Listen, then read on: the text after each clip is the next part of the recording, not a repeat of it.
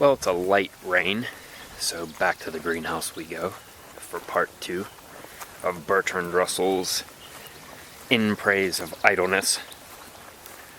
This is definitely the type of day that nobody really wants to work hard, so this will be somewhat appropriate. I think probably one of the things that I like the most about Bertrand Russell,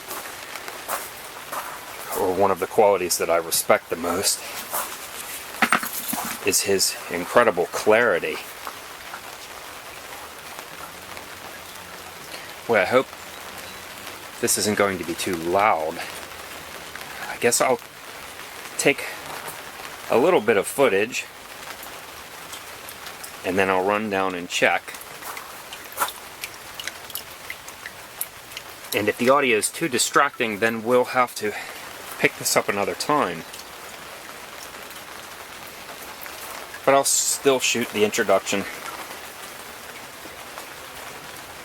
Take a quick look. It's been probably about 2 weeks since I filmed the other part. And this is a very pleasant atmosphere to read in when there's just a mild rain. I hope that the audio on the footage doesn't make it seem as though it's too loud. It's actually wonderful in here. It's a very nice temperature.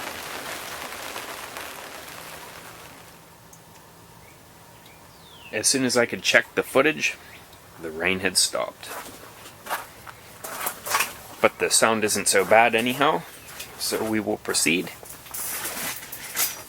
And I'm setting you up here. As I was saying about clarity, Bertrand Russell's clarity.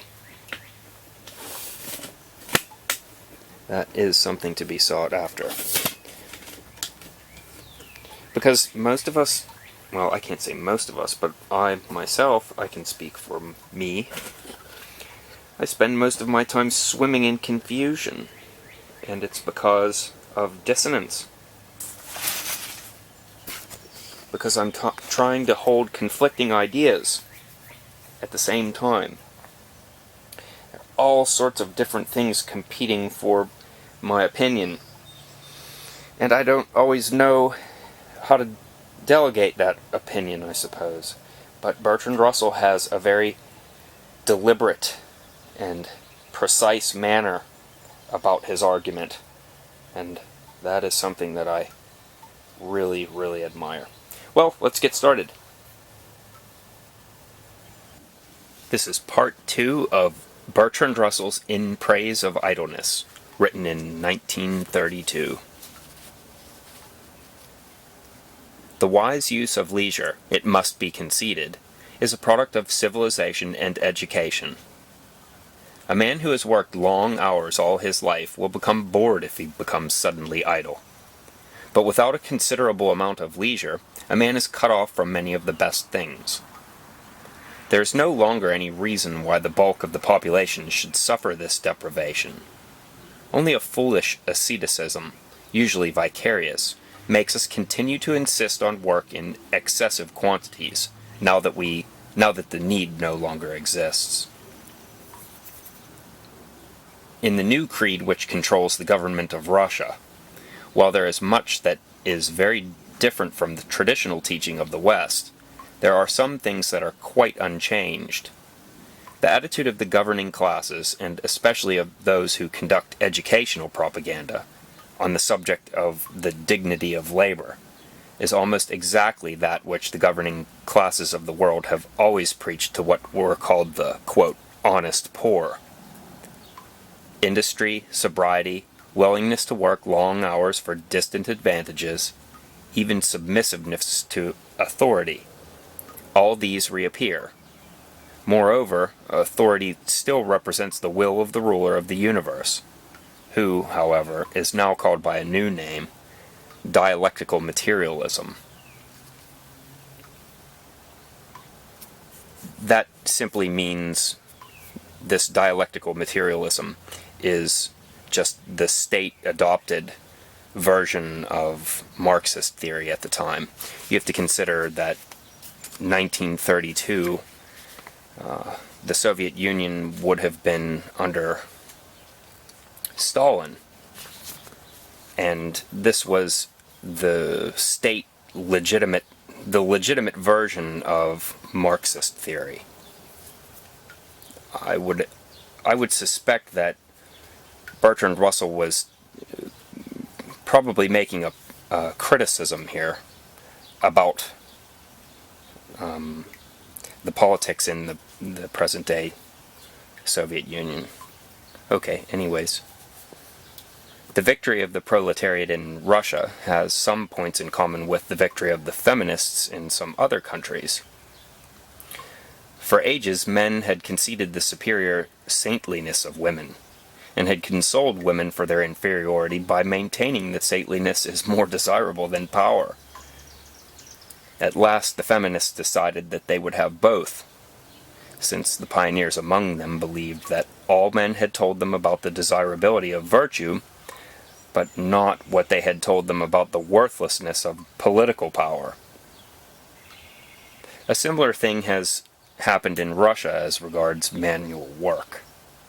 For ages, the rich and their sycophants have written in praise of, quote, honest toil, have praised the simple life, have professed a religion which teaches that the poor are much more likely to go to heaven than the rich, and in general have tried to make manual workers believe that there is some special nobility about altering the position of matter in space. Just as men tried to make women believe that they derived some special nobility from their sexual enslavement. In Russia, all this teaching about the excellence of manual work has been taken seriously, with the result that the manual worker is more honored than anyone else. What are, in essence, revivalist appeals are made, but not for the old purposes. They are made to secure shock workers for special tasks. Manual work is the ideal which is held before the young, and is the basis of all ethical teaching.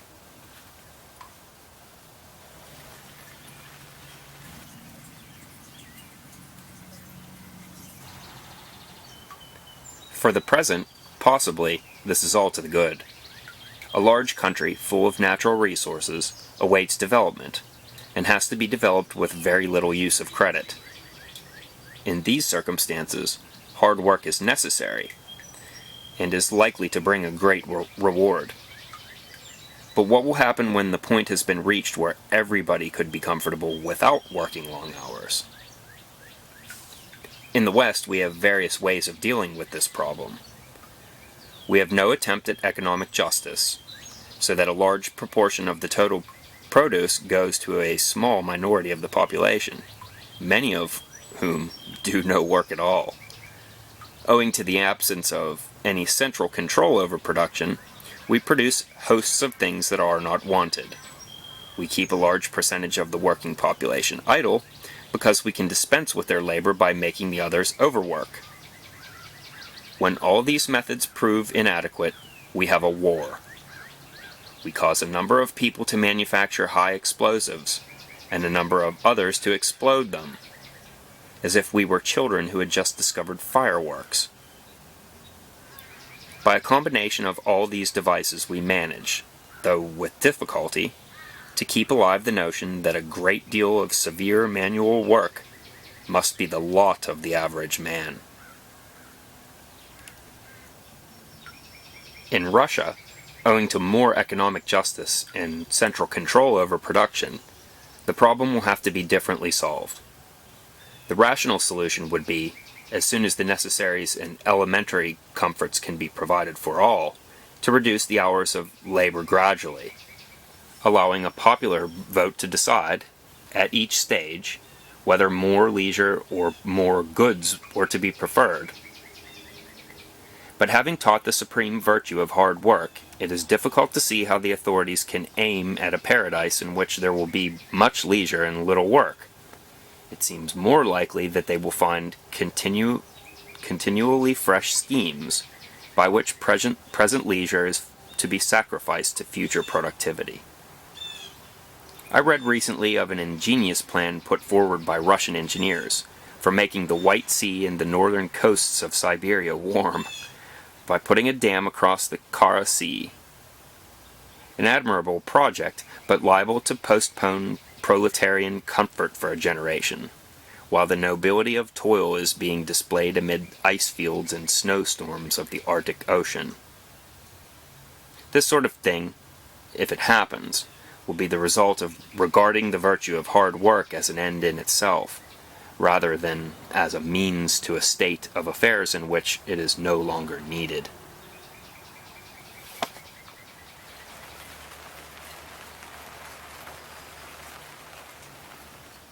The fact is that moving matter about, while a certain amount of it is necessary to our existence, is emphatically not one of the ends of human life.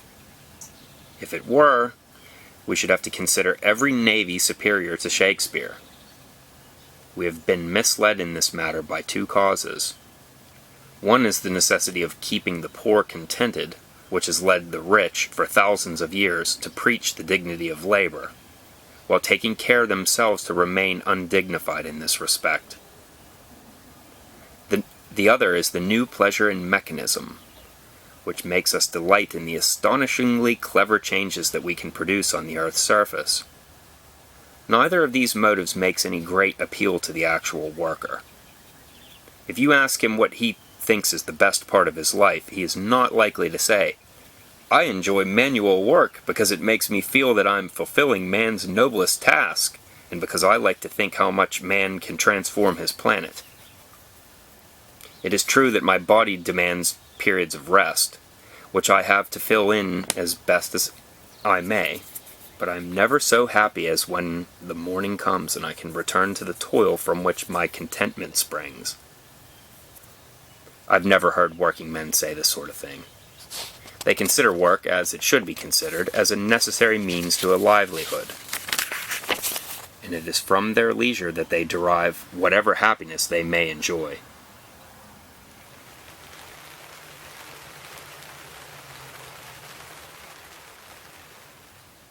It will be said that, while a little leisure is pleasant, men would not know how to fill their days if they had only 4 hours of work out of the 24.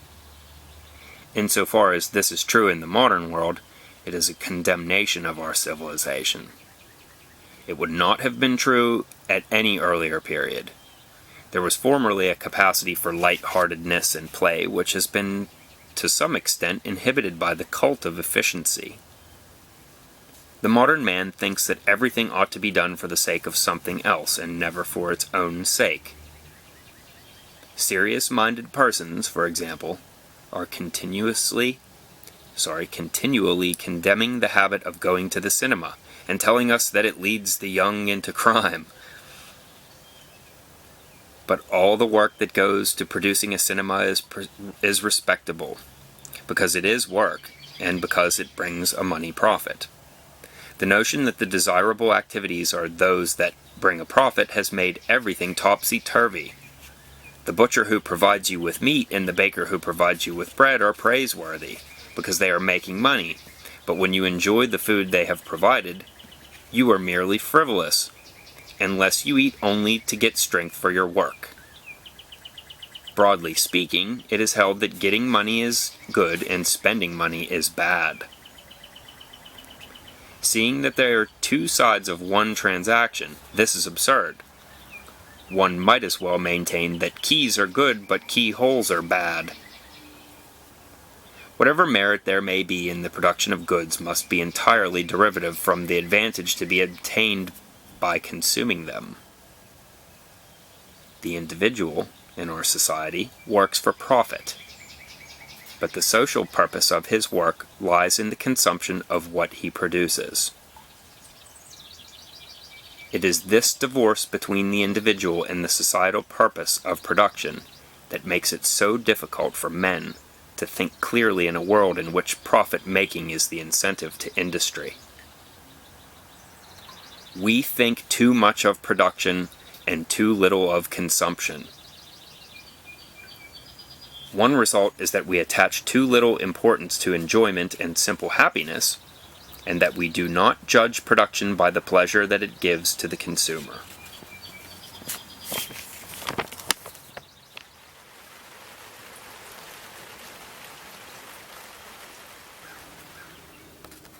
When I suggest that working hours should be reduced to 4, I am not meaning to imply that all the remaining time should necessarily be spent in pure frivolity. I mean that 4 hours' work a day should entitle a man to the necessities and elementary comforts of life, and that the rest of his time should be his to use as he might see fit. It is an essential part of any such social system that education should be carried further than it usually is at present, and should aim, in part, at providing tastes which would enable a man to use leisure intelligently. I am not thinking mainly of the sorts of things that would be considered, quote, highbrow. Peasant dances have died out except in remote rural areas, but the impulses which cause them to be cultivated must still exist in human nature. The pleasures of urban populations have become mainly passive. Seeing cinemas, watching football matches, listening to the radio, and so on. This results from the fact that their active energies are fully taken up with work. If they had more leisure, they would again enjoy pleasures in which they took an active part. In the past, there was a small leisure class and a larger working class. The leisure class enjoyed advantages for which there was no basis in social justice. This necessarily made it oppressive, limited its sympathies, and caused it to invent theories by which to justify its privileges.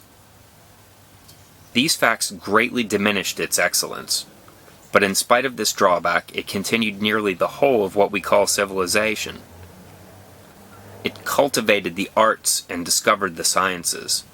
It wrote the books, invented the philosophies, and refined social relations. Even the liberation of the oppressed has usually been inaugurated from above. Without the leisure class, mankind would never have emerged from barbarism.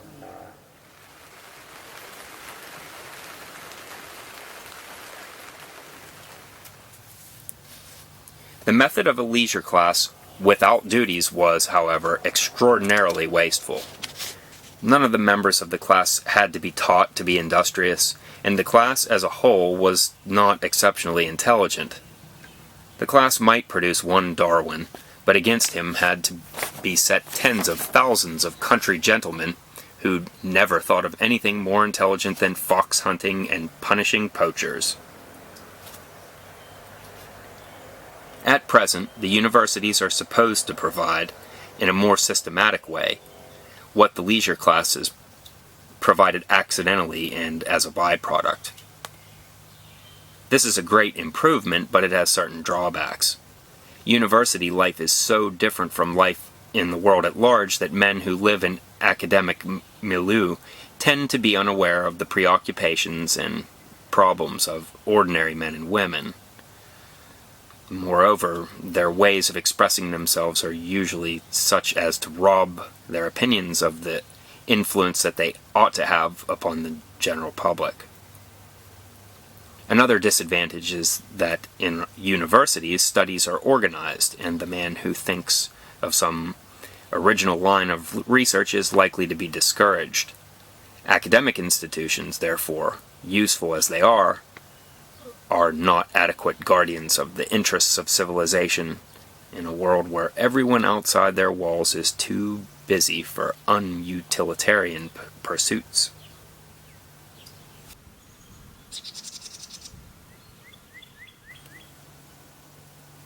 In a world where no one is compelled to work more than 4 hours a day, every person possessed of scientific curiosity will be able to indulge it, and every painter will be able to paint without starving, however excellent his pictures may be. Young writers will not be obliged to draw attention to themselves by sensational pot boilers, with a view to acquiring the economic independence needed for monumental works, for which, when the time at last comes, they will have lost the taste and capacity. Men who, in their professional work, have become interested in some phase of economics or government will be able to develop their ideas without the academic detachment that makes the work of university economists often seem lacking in reality. Medical men will have the time to learn about the progress of medicine. Teachers will not be exasperatedly struggling to teach by routine methods things which they learnt in their youth, which may, in the interval, have been proved to be untrue. Above all, there will be happiness and joy of life, instead of frayed nerves, weariness, and dyspepsia. The work exacted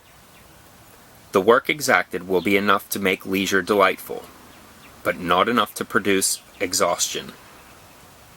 Since men will not be tired in their spare time, they will not demand only such amusements as are passive and vapid. At least 1 cent will probably devote the time not spent in professional work to pursuits of some public importance, and since they will not depend upon these pursuits for their livelihood, their originality will be unhampered, and there will be no need to conform to the standards set by elderly pundits. But it is not only in these exceptional cases that the advantages of leisure will appear. Ordinary men and women, having the opportunity of a happy life, will become more kindly and less persecuting and less inclined to view others with suspicion. The taste for war will die out, partly for this reason and partly because it will involve long and severe work for all. Good nature is, of all moral qualities, the one that the world needs most. And good nature is the result of ease and security, not of a life of arduous struggle.